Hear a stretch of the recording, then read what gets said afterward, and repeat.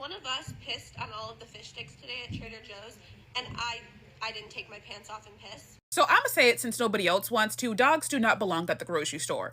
Okay, unless you have a service animal that is crucial, for your survival, that reminds you to take your meds and stuff, you do not need to take animals, not even just dogs, to the damn grocery store. And then she goes on to say, y'all, that after this dog R. Kelly'd all over the fish sticks in that freezer case, that she went ahead and bought everything because he soiled like $400 worth of merchandise and had the people box it up, give it to her, and now she's selling it on Craigslist. Hey everyone, Ranty here, back with another video.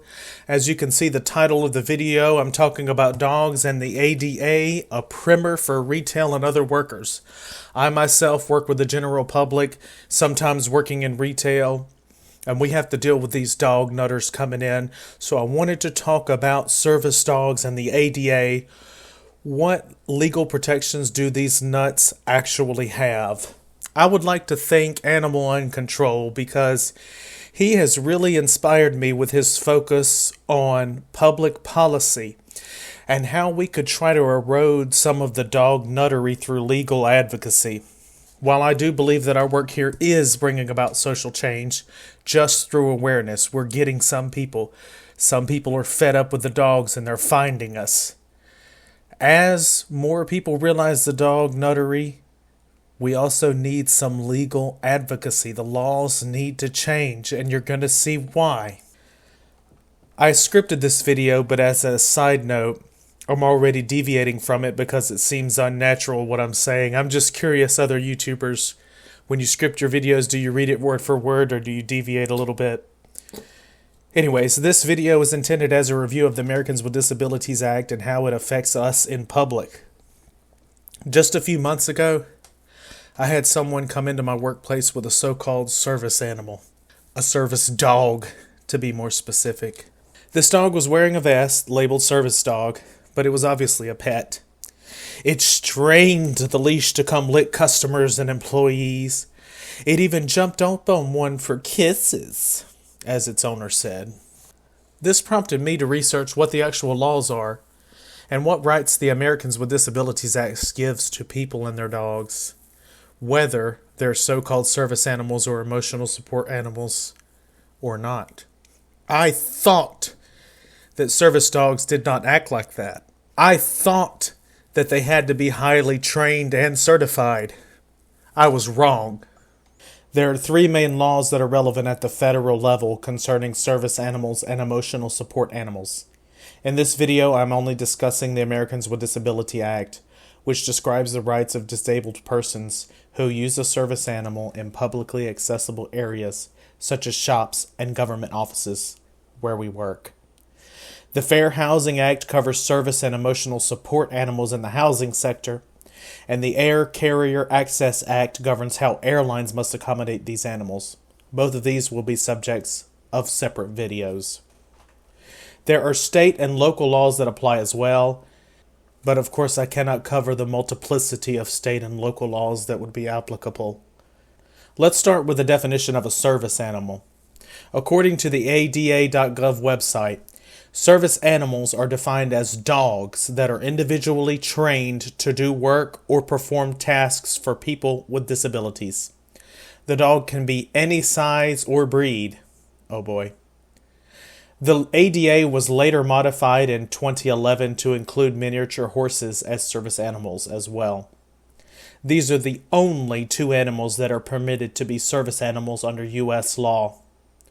Examples of tasks that these dogs, or miniature horses, are expected to help with include alerting people who are deaf, guiding blind people, alerting to a seizure, reminding to take medications, and other similar tasks that require help due to a disability.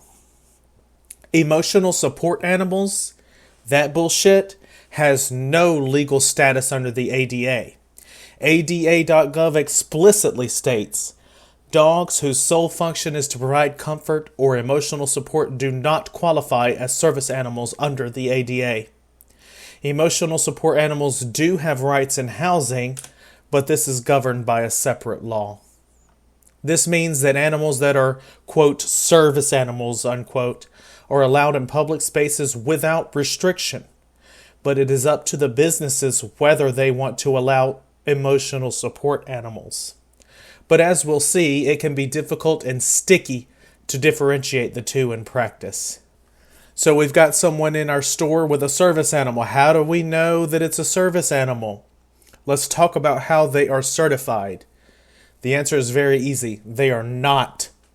There is no federally required certification for service animals. Some certifications are optional, but they do not have to be obtained.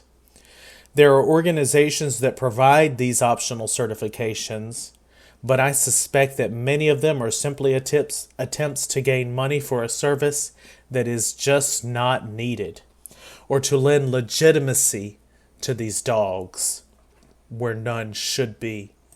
So where are service animals and service dogs specifically allowed?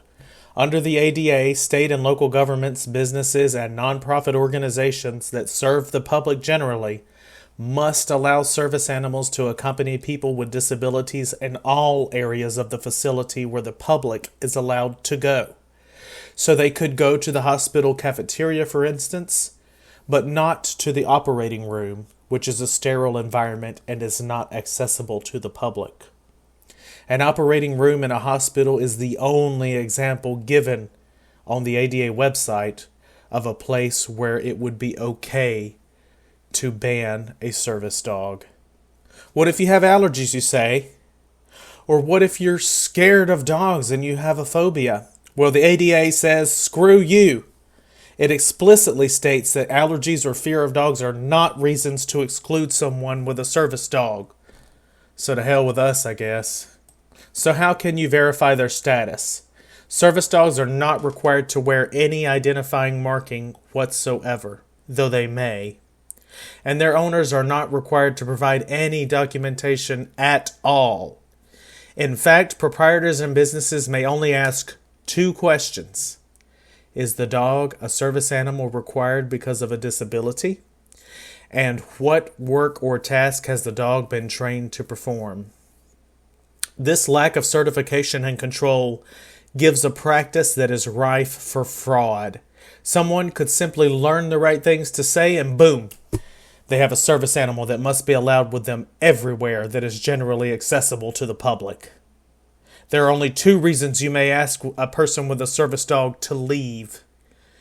That is, if the dog is not housebroken and if the dog is not under the owner's control. That's it.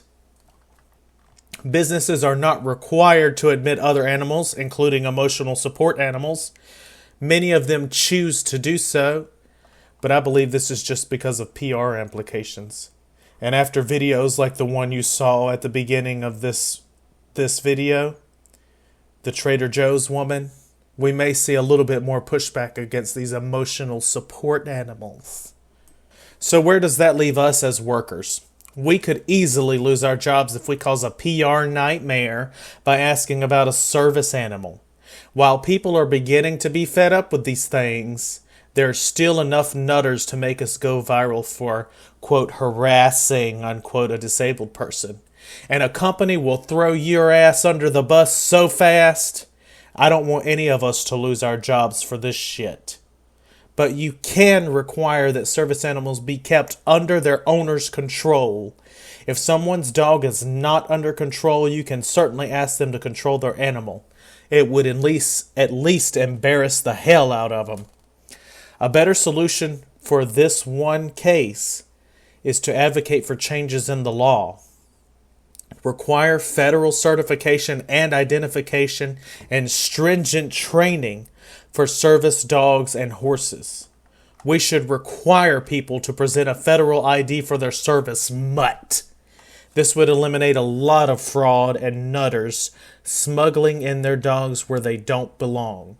Because the dogs will have gone through stringent training, they will be certified and registered and able to be traced if they don't follow their training. I haven't even gotten to emotional support animals, which are even worse than service dogs, at least requiring stringent certification for these mutts would get rid of the emotional support animal problem and no more precious Pookies in Trader Joe's pissing on the frozen food. Thanks for listening, everyone, and I'll see you next time.